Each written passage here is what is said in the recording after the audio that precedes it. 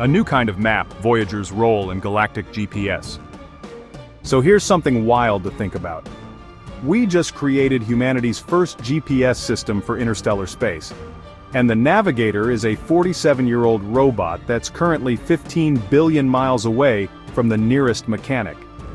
Voyager 1 isn't just wandering aimlessly through the cosmic void anymore, it's become our pathfinder, dropping digital breadcrumbs that are creating the very first map of what lies beyond our solar system's protective bubble. Every single measurement this incredible spacecraft takes is like placing a pin on a map that no human has ever seen before, marking safe passages and dangerous zones in the vast ocean of interstellar space.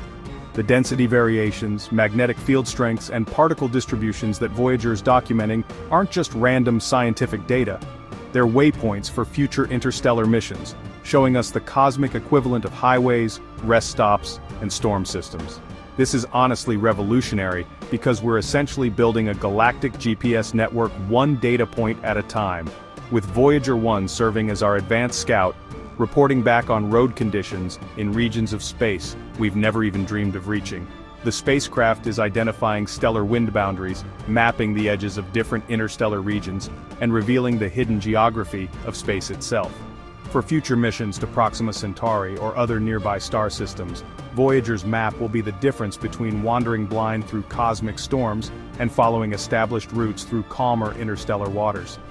We're not just exploring space anymore, we're charting it, one measurement at a time, creating the foundation for humanity's eventual expansion beyond our solar system.